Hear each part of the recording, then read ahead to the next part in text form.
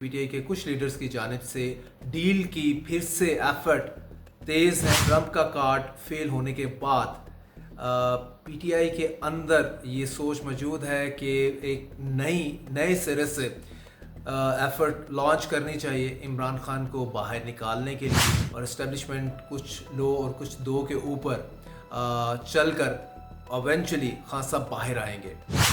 सबसे पहले इसमें जो ख़बर ब्रेक की वो आज़म सवाती ने की। उनका ये कहना कि इमरान ने इन्हें मैंडेट दिया है कि आप मुझे रिहा कराने में जो एफ़र्ट्स कर सकते हैं वो करें, इस्टेब्लिशमेंट से बात होती है तो कर लें। जो पीटीआई के चेयरमैन हैं उनकी जानिब से ये बयान आया आज के इस किस्म की कोई एफ़र्ट नहीं, इस किस्म का कोई मैंडेट नहीं दिया गया। अस्सलाम वालेकुम, मैं हूं ज़ुल्करनैन ताहिर। पीटीआई की जानिब से, पीटीआई के कुछ लीडर्स की जानिब से डील की फिर से एफर्ट तेज़ हैं।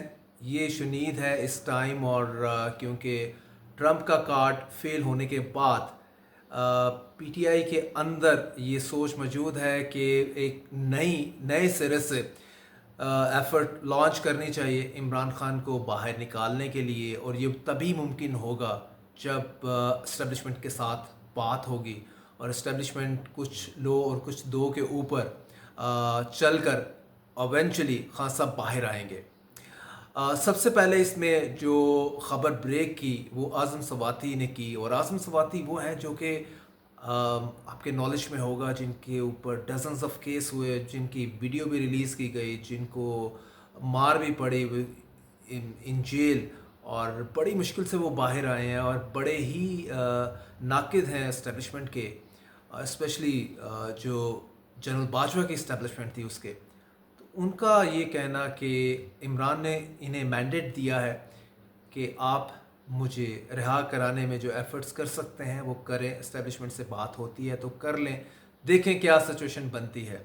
इनकी जानब से ये कहना काफ़ी सीरियस लिया गया पीटीआई के अंदर, क्योंकि वो तो ऑलरेडी बड़े एक बहुत बड़े क्रिटिक हैं इस्टेब्लिशमेंट के, तो वो इस तरह की बात क्यों करेंगे।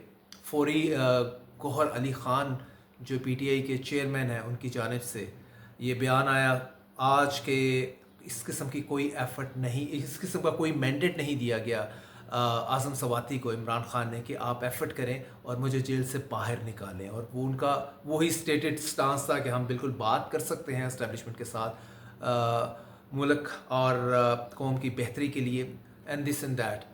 लेकिन साथ में जो एक और बड़ी चीज़ इसमें सामने आई है वो है अली अमीन गंडापुर की पुरसरार खामोशी। उसका रीज़न ये अपेरेंटली है, for the last few weeks Gandapur का कोई स्टेटमेंट नहीं है, ना ही खान साहब को लेके, मतलब जिस तरह, और ना ही एंटी गवर्नमेंट या anti establishment in that way. जब से ये मिनरल बिल की बात हो रही है, मादनियात का बिल के बिलियंस ऑफ वर्थ डॉलर्स का मादनियात निकालनी है बलूचिस्तान से, उधर केपी से, और एक बिल लेके आ रहे हैं, तो इस बिल के बदले में ये speculation on the rife on the social media कि पीटीआई एक अच्छी डील कट कर सकती है विद द एस्टेब्लिशमेंट, और इस बिल पे साइन करके खान साहब का आज़ादी का परवाना ले सकती है। मीन आज़ादी का परवाना इन दैट कॉन्टेक्स्ट के या तो उनकी हाउस डिटेंशन है बनी गाला में, जो पहले भी बातें चल रही थी, नथिंग न्यू, या उनका बाहर चले जाना है। तो खान साहब तो ऑलरेडी अपने ट्वीट्स में ये बातें कर चुके हैं कि मुझे 3 साल की ऑफ़र थी जो कि मैंने रिजेक्ट की कि आप बाहर चले जाएं। और इंटरेस्टिंगली खान साहब का पिछले तकरीबन 2 वीक से ज़्यादा हो गए खान साहब का कोई ट्वीट नहीं आया। अदरवाइज़ बड़े रेगुलर बेसिस के ऊपर उनका जो ट्विटर अकाउंट है एक्स, वो हैंडल होता है यूएस से, और उनके बिहाफ पे ऊपर कोई वहाँ पे करता है। खान साहब जो बात अपनी लॉयर से कर देते हैं वही फिर आगे उसको कंपोज करके ट्वीट किया जाता है। तो ऑन ग्राउंड जो सिचुएशन है वो मिनरल बिल को लेके, मादनियात के बिल को लेके जो है, इसके तनाजुर में सारी स्पेकुलेशन चल रही है कि दोबारा से टेबल पे इस्टेब्लिशमेंट के साथ बैठा जाए। अदरवाइज़ अगर आप देखें इस्टेब्लिशमेंट को या गवर्नमेंट की तो खैर बात ही क्या करनी है, पीएमएल नून की गवर्नमेंट, ज़ाहिर है इनको भी जैसे ऑर्डर आता है, जैसे मामलात होते हैं, इनके सभी के सामने हैं। तो अदरवाइज़ इस्टेब्लिशमेंट को पीटीआई की ज़रूरत नहीं रही। अगर हमने सबसे बड़ा मसला था इकॉनमी कि किसी तरह अपने पाँव पे आ जाए। तो वो समहाउ संभाला हुआ है इन्होंने। और उतनी ज़रूरत नहीं है। जब पहले अगर हम 1 साल पीछे चले जाएं, खान साहब स्पेशली जब इलेक्शन हुआ फरवरी 2024 का, जिसमें यही था अपेरेंटली, या आप क्लेम ही ले लें, चलें पीटीआई का क्लेम ले लें कि उन्होंने स्वीप कर दिया था वो पूरा इलेक्शन और चुरा लिया फिर ये इलेक्शन और बिठा दिया शहबाज शरीफ साहब को प्राइम मिनिस्टर की सीट के ऊपर। बाय दैट टाइम जितनी इकोनॉमिक सिचुएशन फ्रिजाइल थी और लगता नहीं था कि पीटीआई को ऑन बोर्ड किए बगैर 2 कदम भी आगे बढ़ सके कंट्री।